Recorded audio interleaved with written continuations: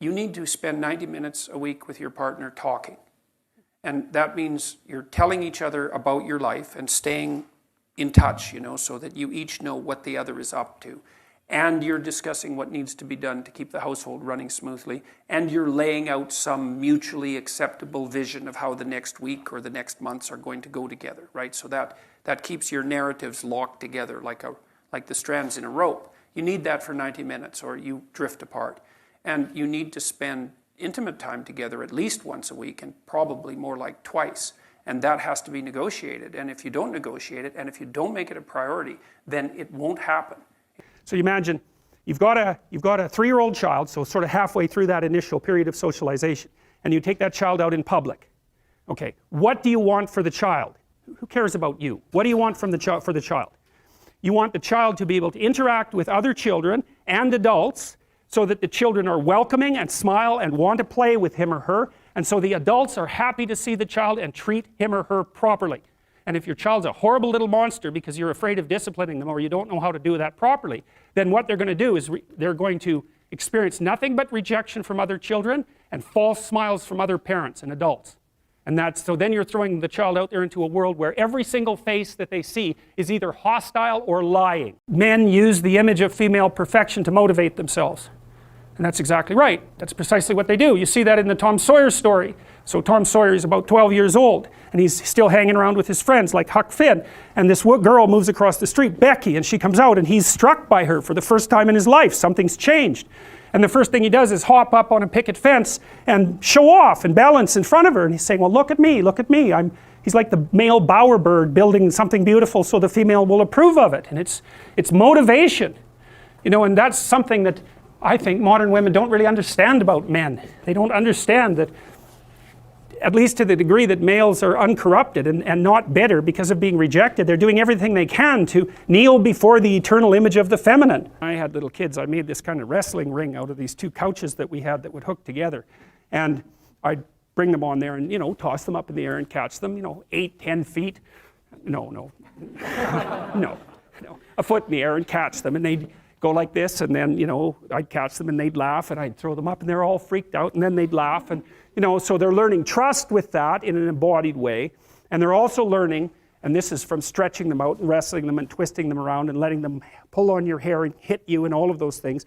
They learn deep in their bones exactly what can hurt them and what doesn't, and you want to kind of push them to the edge, so that they can tell the difference between what hurts and what's still within the realm of the game. People are bad at negotiating, period, as far as I can tell, but they're particularly bad at negotiating things that are deeply private.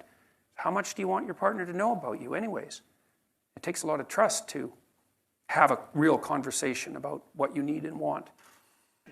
Little children pay you back immensely if you have a good relationship with them, if you're on their side and encourage them, because they're an unconditional source of joy and love. You have an intimate relationship, you have a family. That's life. And if you don't have one of those, that's 1/3 of your life you don't have. Now, some people, maybe they're doing so well on the other 2 fronts that they can cope with not having that. Or maybe they're doing so well on one front, they can cope with not having 2 of them. Compensates. Yeah, maybe. A 4-year-old will not play with another 4-year-old who's 2.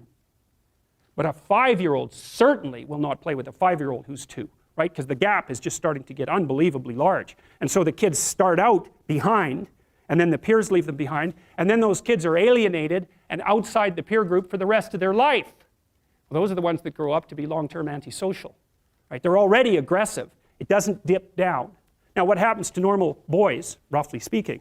Imagine the aggressive 2-year-old types. They get socialized, so their level of aggression goes down, and then they hit puberty and testosterone kicks in, and bang, levels of aggression go back up. And so that's why males are criminals between the ages roughly of 16 and about 25. So, and it matches the creativity curve, by the way. It's so cool. If you look at the spike of creativity among men, 16 to 25, and it starts to go down, criminality matches that absolutely perfectly.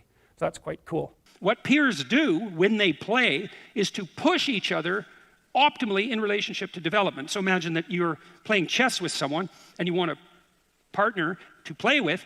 What kind of partner do you want? And the answer is, well, you want a partner in play who's slightly better at the game than you are. And you might say, well, why? Because if they're slightly better than you, you're going to lose disproportionate number of the times. Why don't you just find someone utterly useless? They don't even know how to play chess. You just stomp the hell out of them continually. It's like, well, that's no fun. Why not? Well, it's because the fun is actually derived from the process of being optimally pushed by an opponent who's worthy. And worthy would mean they're not so much better than you that you just get ground into the dirt, but they're not so much worse than you that you can just stomp them without thought. You want someone who can contend with you. Women have their sets of responsibilities. They're not the same, right? Because they're complicated, because women, of course, have to take primary responsibility for having infants at least, but then also for caring for them. They're structured differently than men. For biological necessity, even if it's not a psychological issue, and it's also partly a psychological issue. Women know what they have to do. Men have to figure out what they have to do. And if they have nothing worth living for, then they stay Peter Pan. And why the hell not? Because the alternative to valued responsibility is impulsive, low-class pleasure. So you might think that what you're trying to do as parents is to mirror the structure of the social world to your children. And why? Well, because they're going to have to contend with the social world, right? They're going to have to move beyond you as soon as they're beyond basic infancy, especially by the time they hit about 3 years of age, because that's when children become truly social. The primary world they're going to inhabit is going to be the social world. I've often noted that children who haven't had the opportunity to engage in physical play, they're kind of awkward. You know, they're not seated well in their body, and it's like they're kind of vague physically, whereas the ones who've been twisted around and bent and thrown up in the air and, you know, wrestled in general, they're a lot more conscious of their limits and their abilities in their body, and they're also much more able to invite other kids to play. Children are a third of life, something like that, maybe more, and so I would certainly recommend that you don't miss it. It's complicated because, of course, now in most situations both parents have to work, and but it's always been complicated to raise children. They're a long-term investment, but yeah, right, which is hard. That's why it's hard to even pay childcare workers, right? Because the payoff for having a child doesn't occur until 2 decades later, or sometimes 4 decades later. But it's not something you want to miss, that's for sure, because it's well, that's life, you know. It's part of the human condition. Like, people think they like their kids. It's like, don't be thinking that. They're hard to like. They're little monsters, and they're very, very pushy and provocative. And so lots of parents do not like their children, and they do terrible things to them their whole life. So it's no joke, and it's very common. And, you know, that was Freud's observation, fundamental observation, that a lot of psychopathology is rooted in the family, and you can be sure of that. And so one of the things that's happening with boys, because they're way more dosed with attention deficit disorder medication than girls, is that their natural proclivity to engage in robust and troublesome active play isn't appropriate for a school environment where you're just supposed to sit down and shut up, and so the kids get hyperactive. And instead of letting them out to run around until they fall over half exhausted, which is exactly what you should do, you know, you medicate them so that their exploratory systems, which are the activity of which is facilitated by the dopaminergic agonist, that's the ADHD medication, suppresses the play function.